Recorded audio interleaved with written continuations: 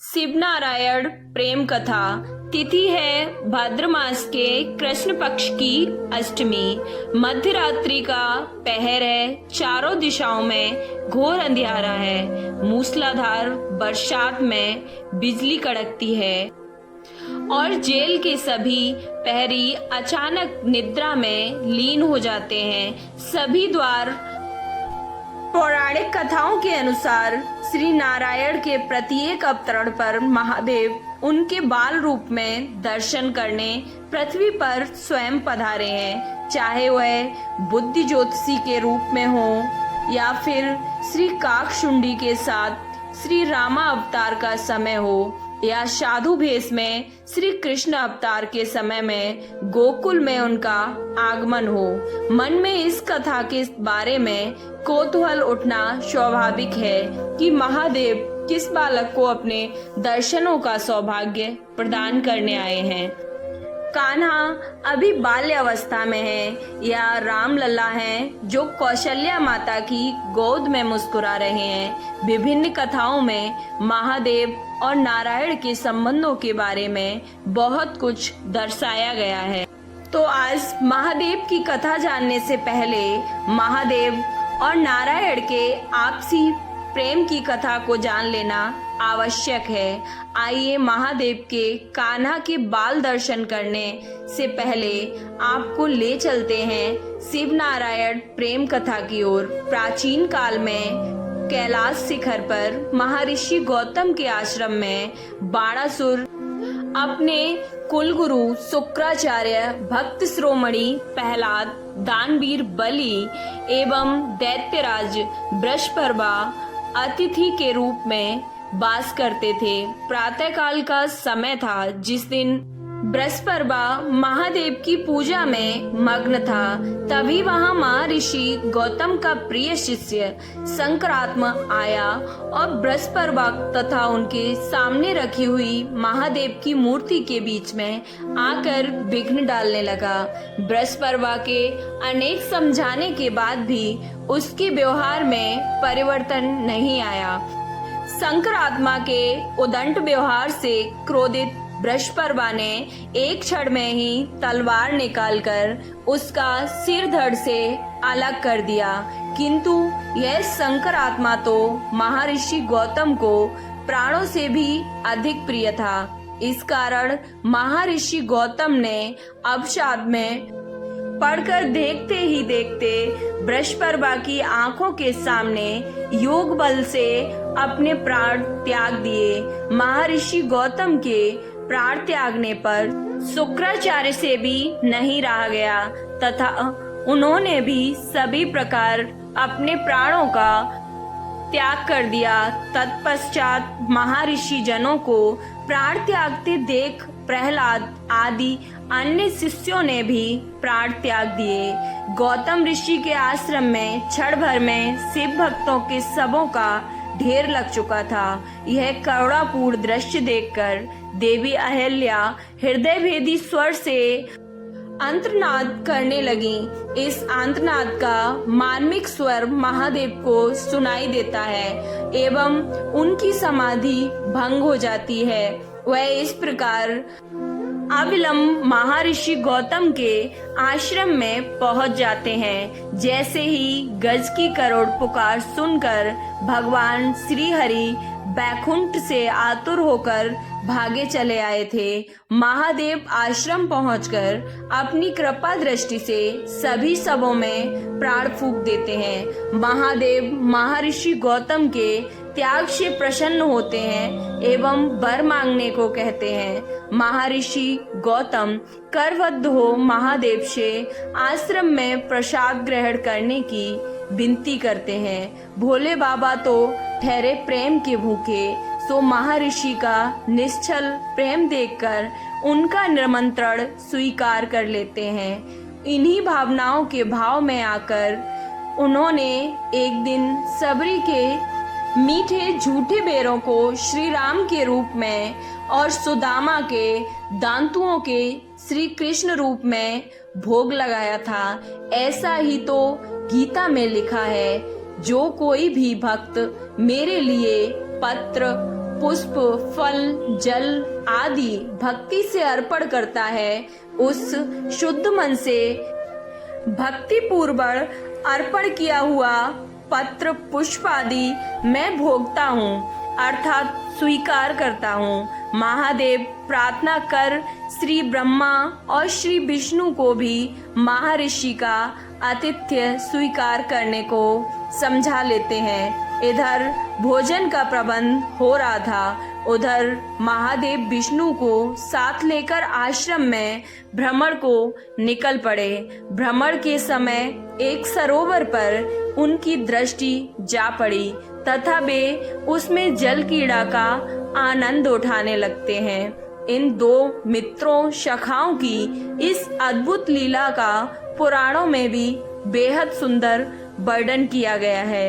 यह लीला इतनी अद्भुत है कि नारद जी भी आकर बीड़ा वादन करने लगे थे।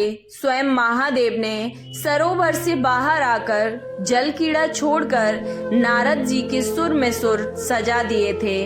विष्णु जी भी कहाँ पीछे रहते हैं तो वह भी बाहर आकर मृदंग वादन करने लगे।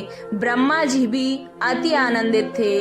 कुछ क्षण पश्चात संगीत गोविंद महाबली बजरंगबली भी अपने दर्शन देकर उस लीला में शामिल हो जाते हैं। आप आंखें बंद कीजिए और खो जाइए उस मनोरम दृश्य में कि स्वयं पवन सुत गायन में मग्न हैं। महादेव, विष्णु, ब्रह्मा, नारद सभी शांत हों। हनुमान जी के गायन को सुनकर सुध बुध खो बैठे हैं। सभी देवजन ऐसे मंत्र मुग्ध हुए कि भोजन के आमंत्रण तक को भूल जाते हैं। अब महर्षि भागे दौड़े आए और किसी प्रकार अन्न विनय करके बड़ी मुश्किल से सबको भोजन परोसते हैं। भोजन के पश्चात सभी का पुनः आयोजन होता है। हनुमान जी अपना गायन पुनः आरंभ करते हैं। भोले बाबा उनके मनोहर संगीत को सुनकर ऐसे मस्त होते हैं कि धीरे से एक चरण हनुमान की अंजलि में रख देते हैं, दूसरे चरण को उनके कंधे, मुख, कंठ, वक्ष स्थल, हृदय के मध्य भाग, उदर देश तथा नाभि मंडल से स्पर्श कराते हुए विश्राम अवस्था में आ जाते हैं। अब तो विष्णु जी को ईर्ष्या होने लगती है और कहते हैं, जो चरण देवताओं तक को दुर्लभ हैं एवं वेदों द्वारा अगम्य हैं, जिन चरणों को उपनिषद में भी प्रकाशित नहीं कर सकते, जिन्हें योगी जन, मुनि जन चिरकाल तक विधि प्रकार के साधन, व्रत, उपास आदि और तप करके भी प्राप्त नहीं कर सके, उन पावन चरणों को आज आपने समस्त अंगों पर धारण करने का अनुपम सौभाग्य हनुमान को प्राप्त हो रहा है। मैं नारायण हूँ। मैंने भी सहस्त्र वर्षों तक प्रतिदिन सहस्त्र पदों से आपका भक्ति भाव पूर्वक अर्चन किया है, परंतु यह सौभाग्य आपने मुझे कभी प्रदान नहीं किया। त्रिलोक में यह जाना जाता है कि नारायण शंकर के परम हैं, परंतु आज हनुमान को देखकर मुझे इस बात पर संदेह सा होने लगा है। नारायण दुखी होते हुए आगे कहते हैं कि उन्हें हनुमान के प्रति ईर्ष्या भी हो रही है। ऐसी बातें सुनकर महादेव मंद मंद मुस्काए और बोले, हे नारायण, यह आप क्या कह रहे हैं? क्या आपसे बढ़कर मुझे और कोई प्रिय हो सकता है? औरों की तो छोड़िए, मैं सत्य कहता हूँ कि आपके समान तो मैं पार्वती जी से भी प्रेम नहीं करता। यहाँ तक नोक झोंक चल रही थी, तभी इतने में वहाँ माँ पार्वती भी आ पहुंची। भोले बाबा के क्रोध से उनको भी बड़ी शंका होने लगी, तो वो घबरा गईं। कहीं महादेव क्रोधित होकर प्रस्थान न कर जाएं। महापार्वती के आने से महर्षि की जजमानी में तो कोई कमी नहीं थी, वह भी पूरी हो गई थी। वहाँ चल ही रहे महादेव और श्री विष्णु भगवान की प्रणय गोष्ठी में विनोद में माँ पार्वती जी महादेव के रूप और उनकी मुंडमाला, पगन भूषण, दिव्य अस्त्र धारण और वृषभारोहण आदि का परिहास कर बैठती हैं। भगवान विष्णु महादेव की अवमानना को सहन नहीं कर पाते और दुखी होकर कहते हैं, देवी आप महादेव के प्रति यह क्या कह रही हैं? मुझसे आपके यह शब्द सहे नहीं जाते। जहाँ शिव निंदा हो वहाँ हमको जीवित रहने का अधिकार नहीं है, यह हमारा व्रत है। इतना कहते हैं विष्णु भगवान। वहीं माँ पार्वती और महादेव के सामने अपने नखों द्वारा अपना सिर छेदन करने को आतुर हो जाते हैं, किंतु अंत में अपने इसी मित्र नारायण को महादेव सिर छेदन करने से रोक लेते हैं। अब बताइए कि जब मित्रता ऐसी थी तो कैसे ना होता कि महादेव को यह समाचार मिलता कि नारायण बाल रूप में अवतारित हुए हैं गोकुल में, तो वह स्वयं दर्शन को ना आ जाते। जिस समय श्री कृष्ण का जन्म हो रहा था उस समय महादेव समाधि में लीन थे। जब वह जागृत हुए तब उन्हें ज्ञात हुआ कि नारायण ब्रज में बाल रूप में प्रकट हुए हैं और मन में लालसा हुई बाल रूप के दर्शन की। तो महादेव ने बनाया जोगी का स्वांग, लिए 2 गढ़ श्रृंगी भृंगी साथ और चल पड़े नंदगांव की ओर, यह जानकर कि नंद महाराज उदारता पूर्वक ब्राह्मणों को प्रसन्न करने के लिए दान देते हैं। भगवान शिव ब्राह्मण रूप में जाने का निर्णय लेते हैं, किंतु जैसे ही उन्होंने गोकुल में प्रवेश करने से पहले ब्रजभूमि को छुआ, उनको अनुभूति हुई कि उन्होंने अपना रूप परिवर्तन नहीं करना चाहिए था। उनको विचार आया, प्रभु को तो ज्ञात है कि मैं हूँ, इसलिए मुझे अपने वास्तविक रूप में ही प्रस्थान करना चाहिए। कहते हैं यह ब्रजभूमि की धूल की प्रकृति है कि यह एक वास्तविक भक्त के दिल में परिपूर्णता लाती चली जा रही थी। महादेव की टोली श्री कृष्ण गोविंद हरे मुरारी हे नाथ नारायण वासुदेवा का कीर्तन करते अपनी ही धुन में मग्न थी। नंदगांव में माता यशोदा के द्वार जा पहुंची। भोलेनाथ की टोली ने आवाज लगाई। अलक निरंजन की पुकार सुनकर यशोदा को जब पता चला कि कोई साधु द्वार पर भिक्षा लेने के लिए खड़े हैं, तो मैया यशोदा अपनी दासी को बुलाकर साधु को फल आदि की व्यवस्था करने का आदेश देती हैं। दासी भेंट देकर साधु महाराज से बाल कृष्ण को आशीर्वाद देने की याचना करती है। महादेव दासी से कहते हैं कि मेरे गुरु द्वारा मुझे ज्ञात हुआ है कि गोकुल में यशोदा जी के घर स्वयं परमात्मा प्रकट हुए हैं और मेरा आगमन उनके दर्शन हेतु हुआ है। दासी जब यशोदा मैया को सब बात बताती है तो यशोदा आश्चर्यचकित हो जाती हैं। बाहर झांकती हैं तो देखते हैं एक भस्मधारी जोगी जिन्होंने बाघांबर पहना है एवं गले में सर्पों की माला है। जटाएं उन जोगी की भव्य हैं और हाथों में त्रिशूल है। यशोदा मैया स्वयं बाहर जाती हैं और साधु को प्रणाम करते हुए कहती हैं, महाराज आप तो स्वयं ज्ञानी ध्यानी हैं। अगर आपको भिक्षा यथोचित नहीं प्रतीत हो रही तो आज्ञा दीजिए। आपकी सेवा में आपके आदेश अनुसार वस्तुएं प्रस्तुत की जाएंगी, किंतु क्षमा चाहती हूँ, मैं लल्ला को बाहर नहीं लाऊंगी। अनेक व्रतों के बाद जन्म हुआ है। यह बालक मुझे प्राणों से भी प्रिय है। यह जो आपके गले में सर्प है, मेरा लल्ला उसे देखकर डर जाएगा। तब जोगी भेषधारी महादेव मुस्कुराकर कहते हैं, सुन मैया, मोहे भीख यही चाहिए, मोहे लल्ला दिखा।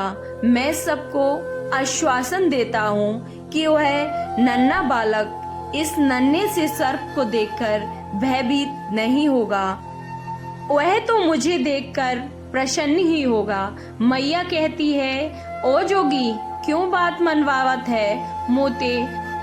तो महादेव मुस्कुराकर कहते हैं, सुन मैया, यह लल्ला अजन्मा है, ले अवतार सिधाया है। हे माँ, आपने तो देवों के देव महादेव को जन्म दिया है, वह तो स्वयं ब्रह्मा के ब्रह्मा है। मैया यशोदा दर्शन के लिए नहीं मानती हैं। वह कहती हैं कि साधु महाराज जब तक यहाँ विराजना चाहें विराजें, किंतु वह अपने लल्ला को बाहर लेकर नहीं आएंगी और अंदर चली जाती हैं। महादेव पुकार कर माँ यशोदा से कहते हैं, हे मैया, मैं शपथ लेता हूँ कि जब तक बालक के दर्शन नहीं हो जाते तब तक मैं जल ग्रहण नहीं करूँगा और यहीं समाधिस्थ हो जाऊंगा। यशोदा मैया बात सुनकर भगवान शिव यमुना के तट पर लौट आए और वहीं समाधिस्थ हो गए। भगवान शिव के गालों से अश्रु बहे जा रहे थे। कन्हैया भली प्रकार जानते थे कि यदि भोले बाबा की समाधि लग गई तो सहस्त्र वर्षों के बाद ही खुलेगी। अब यहाँ महादेव समाधि में बैठे हैं और वहाँ कान्हा ने अपनी लीलाएं आरंभ कर दी। कान्हा अब जोर जोर से रोना शुरू कर चुके हैं। माता यशोदा ने उन्हें दूध, फल, खिलौने आदि देकर शांत कराने का बहुत प्रयत्न किया। उनको बहला रही हैं, पर कन्हैया चुप नहीं हो रहे हैं और बस रोए ही जा रहे हैं। मैया को कुछ समझ नहीं आ रहा कि लल्ला को कैसे शांत किया जाए। तभी एक गोपी करीब आती है और कान में माता यशोदा से कुछ कहती है। मैया, ऐसा लागत है कि आंगन में जो साधु बैठे हैं उन्होंने ही अपने लल्ला पर कोई मंत्र फेरा है। और यह सुनकर यशोदा कांप जाती हैं। यह सुनकर मैया और तुरंत सांडिल्य ऋषि को अपने लल्ला की बुरी नजर उतारने के लिए बुलाती हैं। अब तो वो थे सांडिल्य ऋषि, सो झट से समझ गए कि जोगी के भेष में महादेव ही कृष्ण के बाल रूप के दर्शन करने के लिए स्वयं पृथ्वी पर पधारे हैं। वो माता यशोदा से कहते हैं और उन्हें समझाते हैं, माँ, आंगन में जो साधु बैठे हैं उनका लल्ला से काल कालांतर का संबंध है। अब आप देरी ना करें और शीघ्रता से उन्हें लल्ला का दर्शन करवाएं। माता यशोदा को जब यह ज्ञात होता है कि स्वयं प्रभु पधारे हैं तो प्रसन्नता से भर उठती हैं और प्रबंधों में जुट जाती हैं। अब बाहर तो कर रहे हैं महादेव प्रतीक्षा समाधि लगाए हुए और अंदर मैया कर रही हैं कन्हैया जी का भर सुंदर श्रृंगार, पीताम्बर धारण करा रही हैं, आंखों में काजल लगा रही हैं। लल्ला को बुरी दृष्टि ना लगे इसलिए गले में बाघ के स्वर्ण जड़ित नखों को भी धारण करा रही हैं। बाहर लेकर आती हैं यशोदा अपने लल्ला को और साथ ही प्रेम से जोगी से निवेदन करती हैं, कहती हैं कि जोगी जी लल्ला को एक टक ना निहारें। अब माँ तो माँ होती है, सो यह जानते हुए भी कि जोगी जी के भेष में प्रभु स्वयं पधारे हैं, मैया को डर है कि कहीं लल्ला को उनकी बुरी दृष्टि ना लग जाए। माता यशोदा साधु महाराज को अंदर नंद भवन में बुलाती हैं और कन्हैया से मिलवाती हैं। नंदगांव में नंद भवन के अंदर जहां कान्हा और महादेव पहली बार मिले थे, आज भी नंदीश्वर महादेव विराजमान है। वहां कान्हा और महादेव की आंखें चार होते ही महादेव मंद मंद मुस्कुरा रहे हैं और महादेव की इस अलौकिक मुस्कुराहट को देखकर अब कान्हा भी खिलखिलाकर हंसने लगे। माता को विश्वास हो जाता है कि सामने स्वयं प्रभु विराजमान हैं। वह महादेव का नमन करती हैं और लल्ला को महादेव की गोद में स्वयं ही थमा देती हैं। इतने से ही मैया को सब्र नहीं होता और यशोदा मैया जोगी सी से लल्ला को बुरी दृष्टि ना लगने का मंत्र देने को कहती हैं। अंधा क्या चाहे दो आंखें। महादेव को जैसे सारी प्रकृति का सुख मिल गया हो। भगवान शिव जिन्होंने कृष्ण को अपनी गोद में लिया था, परलौकिक परमानंद के सागर में खो चुके थे। जोगी रूप महादेव लल्ला पर से बुरी दृष्टि उतार रहे हैं और कान्हा को गोद में लेकर नंद भवन के आंगन में झूम रहे हैं, नाच रहे हैं। कान्हा जोगी के रूप में आए हुए शिव के कभी गाल नोच रहे तो कभी उनकी बड़ी बड़ी दाढ़ी को और केसों को भी खींच रहे। सारा नंदगांव जैसे शिवलिंगाकार बन गया था। उस दिवस कहते हैं नंदगांव के नीचे से दर्शन करने पर आज भी ऐसा प्रतीत होता है कि ऊपर भगवान शंकर स्वयं विराजमान है। उसी नंदगांव में नंद भवन के बाहर आश्वेश्वर महादेव का मंदिर भी है, जहां महादेव श्री कृष्ण के दर्शन की आशा में समाधि लगाकर बैठे थे। महादेव योगीश्वर है और कृष्ण योगेश्वर है। यदि श्री कृष्ण प्रवृत्ति धर्म समझाते हैं तो महादेव निवृत्ति धर्म समझाते हैं। महावैवर्त पुराण में कथा है कि भगवान श्री कृष्ण के दिव्य अंगों से भगवान नारायण, शिव, अन्य सभी देवी देवता प्रद्भूत हुए थे।